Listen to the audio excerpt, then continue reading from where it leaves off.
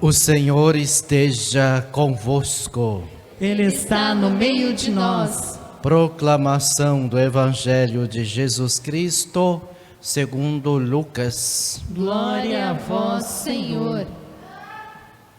Naquele tempo, disse Jesus a seus discípulos: A vós que me escutais, eu digo: amai os vossos inimigos e fazei o bem aos que vos odeiam.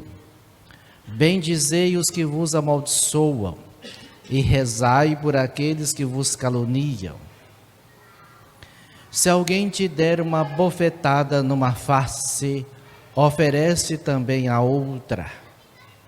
Se alguém te tomar o manto, deixa-o levar também a túnica. Dá a quem te pedir, e se alguém tirar o que é teu, não peças que o devolva. O que vós desejais que os outros vos façam, fazei-o também vós a eles. Se amais somente aqueles que vos amam, que recompensa tereis?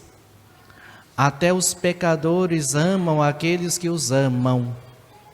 E se fazeis o bem somente aos que vos fazem o bem, que recompensa tereis? Até os pecadores fazem assim. E se emprestais somente àqueles de quem esperais receber, que recompensa tereis? Até os pecadores emprestam aos pecadores para receber de volta a mesma quantia. Ao contrário, amai os vossos inimigos e fazei o bem e emprestai, sem esperar coisa alguma em troca. Então, a vossa recompensa será grande e sereis filhos do Altíssimo. Porque Deus é bondoso também para com os ingratos e maus. Sede misericordiosos, como também o vosso Pai é misericordioso. Não julgueis e não sereis julgados, não condeneis e não sereis condenados. Perdoai e sereis perdoados. Dai e vos será dado. Uma boa medida, calcada, sacudida, transbordante será colocada no vosso colo. Porque com a mesma medida com que medirdes os outros, vós também sereis medidos. Palavra da salvação. Glória a vós, Senhor. Pode sentar um instante.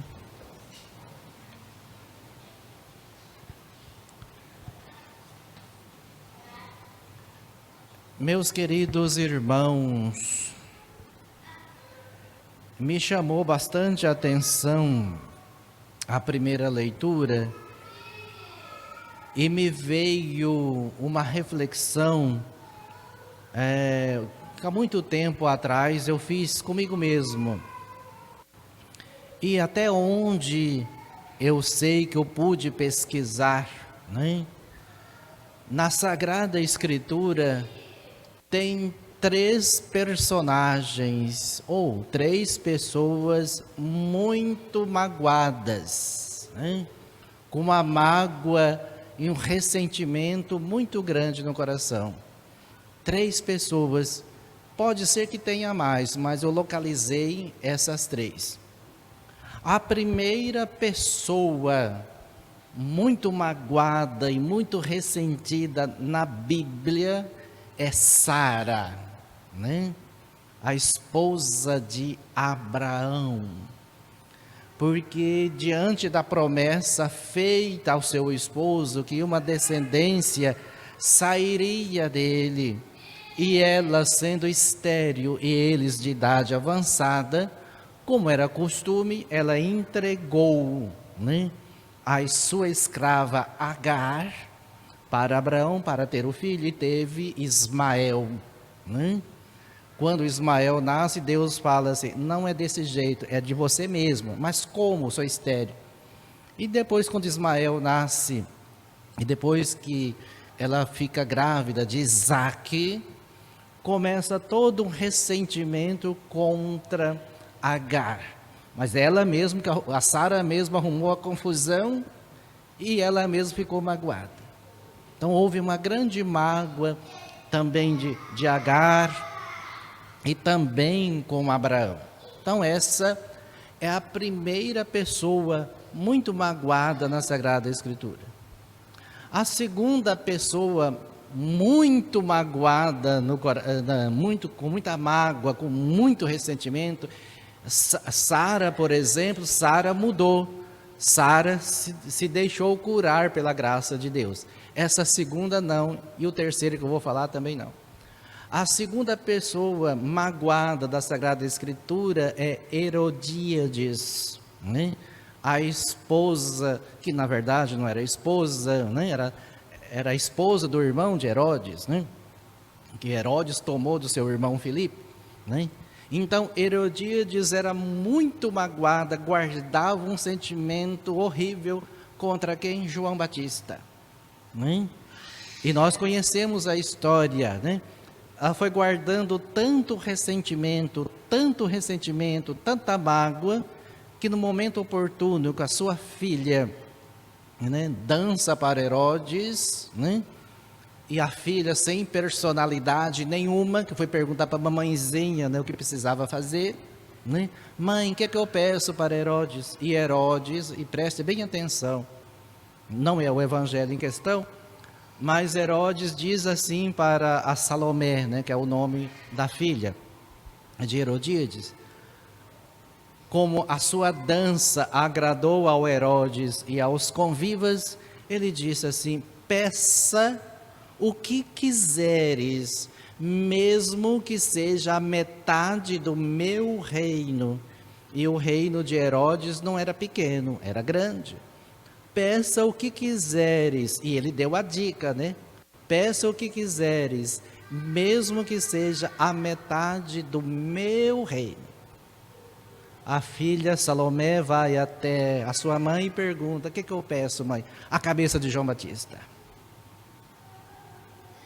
Olha só, peça o que quiseres, mesmo que seja a metade do meu reino.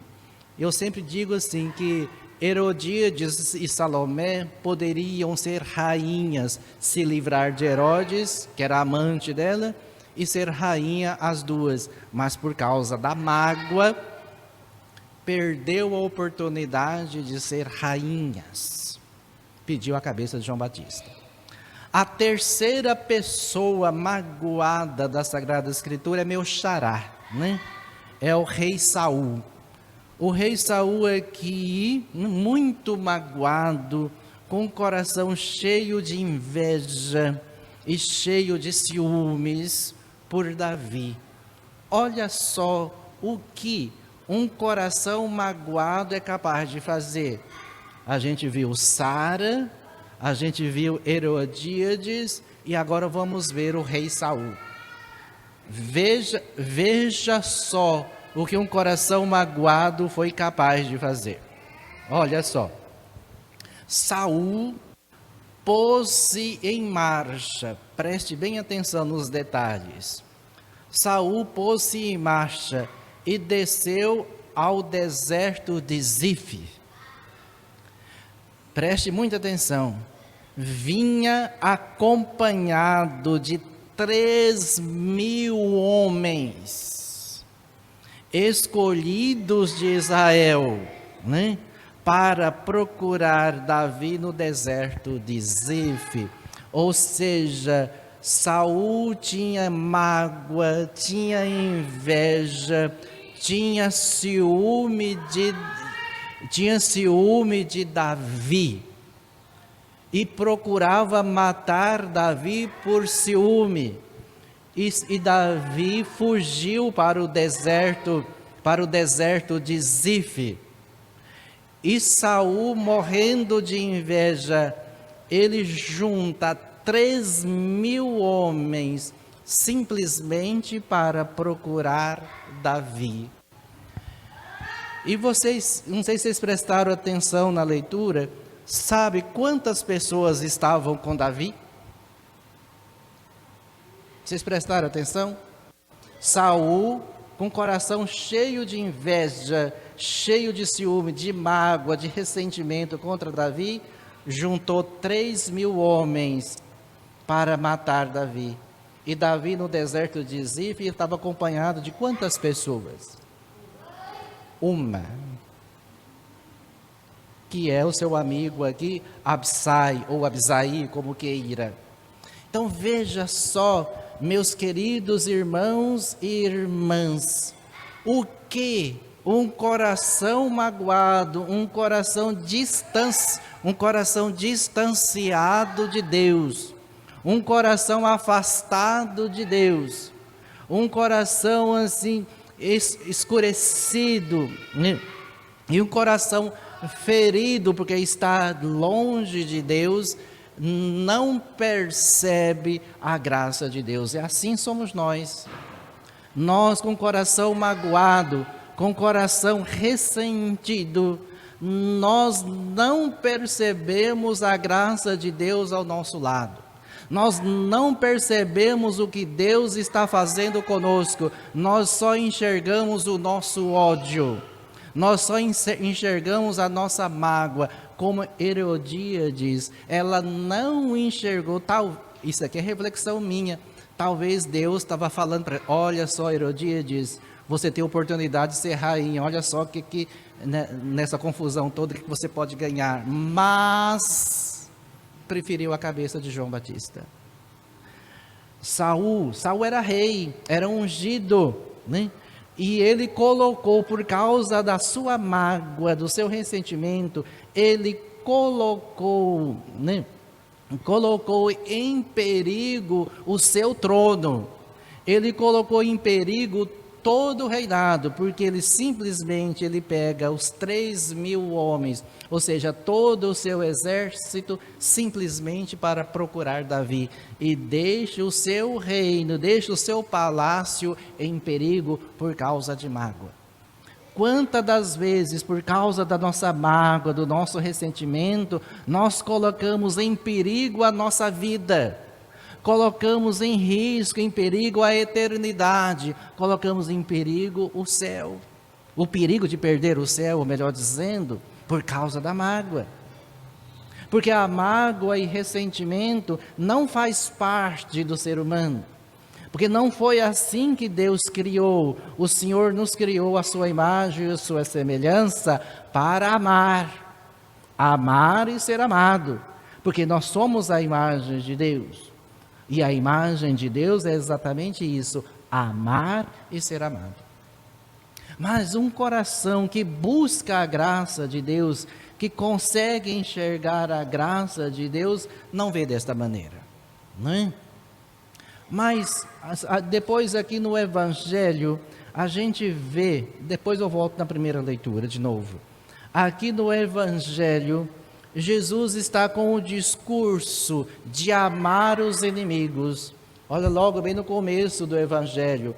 A vós que me escutais, eu digo, amai os vossos inimigos e fazei o bem aos que vos odeiam. Mas por quê? Mas por que esse discurso de amar os inimigos? Por que Jesus pede para amar os inimigos aqui e fazer o bem que vos odeia?